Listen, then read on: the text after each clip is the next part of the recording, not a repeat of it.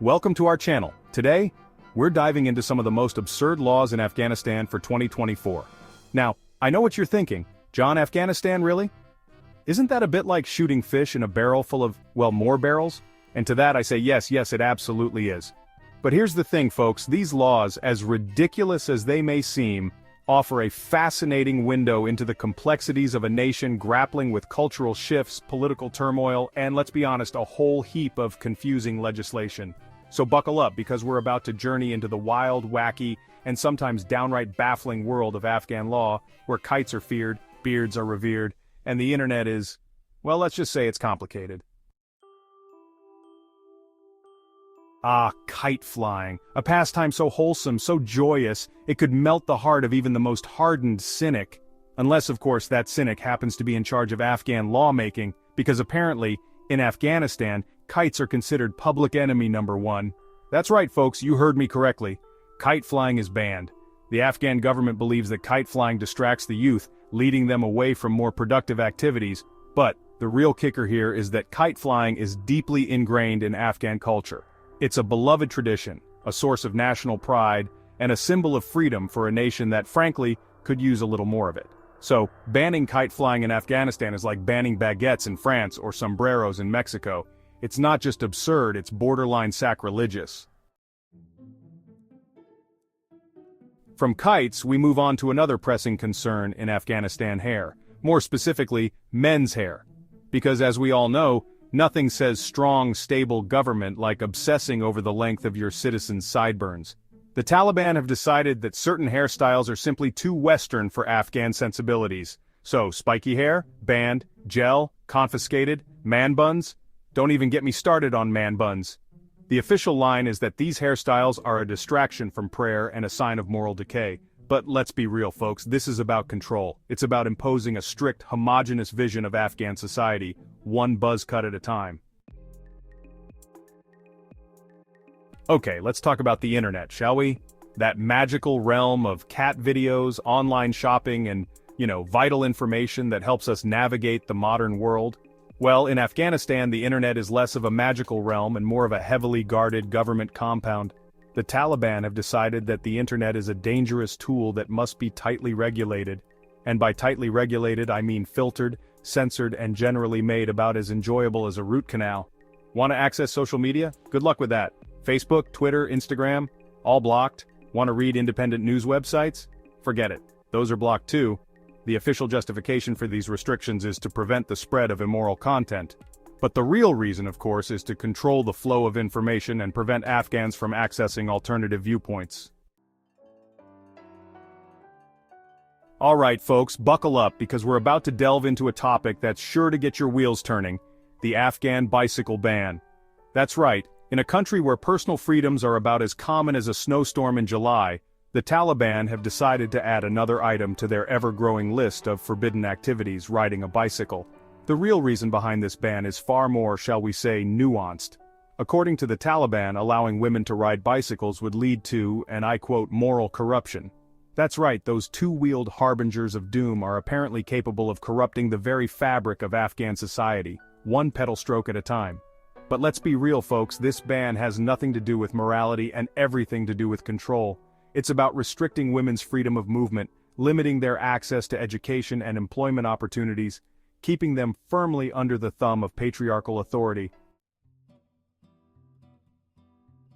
Alright fashionistas, gather around, because today we're diving headfirst into the glamorous world of Afghan dress codes for men.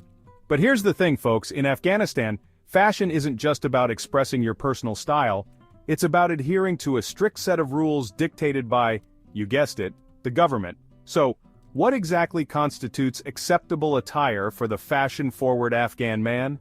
Skinny jeans, crop tops, and anything remotely resembling a Speedo are right out. Instead, we're talking traditional Afghan clothing, like the shalwar kameez, a long, loose-fitting tunic worn over baggy pants.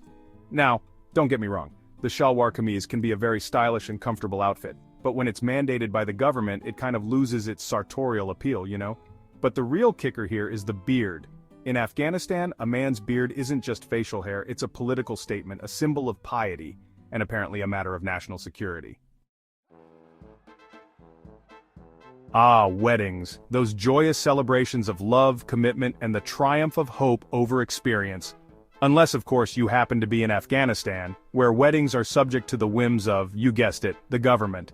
That's right, folks. Even weddings aren't safe from the long arm of Afghan law.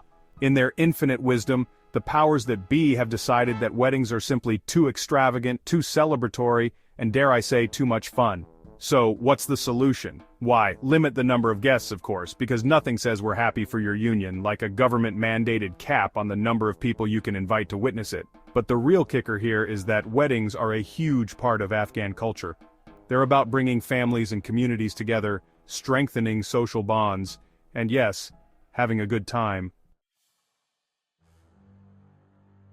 Alright, music lovers, prepare to be serenaded by the sweet sounds of silence. That's right, folks, in Afghanistan the only music you're likely to hear these days is the mournful wail of a government official lamenting the demise of good taste and decency. Because as we all know, nothing says vibrant, thriving culture quite like a complete and utter lack of music. Now, I know what you're thinking, John, surely there must be some exceptions to this rule. What about traditional Afghan music? What about religious chants? What about the sound of children laughing?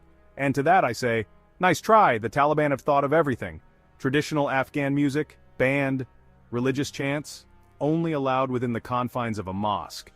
But the real kicker here is that music is an integral part of human experience. It's a universal language that transcends borders, cultures, and even government censorship. Alright folks, let's talk about social media, shall we?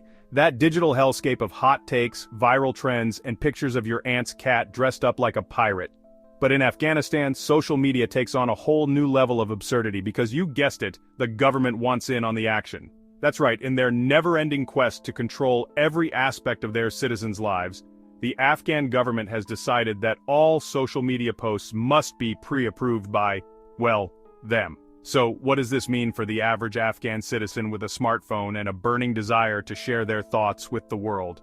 Well, it means that instead of posting that hilarious meme about a cat riding a Roomba, you'll need to submit it to the Ministry of Social Media Compliance for review.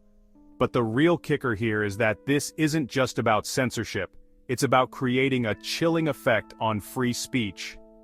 When people know that their every word is being monitored, they're less likely to speak out against injustice, to challenge the status quo, or to even share a harmless joke that might be deemed inappropriate by the powers that be. Alright, animal lovers, brace yourselves because we're about to delve into a topic that's sure to ruffle some feathers, the Afghan pet ban. That's right, in a country where personal freedoms are about as common as a unicorn riding a roller coaster, the Taliban have decided to add another item to their ever-growing list of forbidden creatures: pets.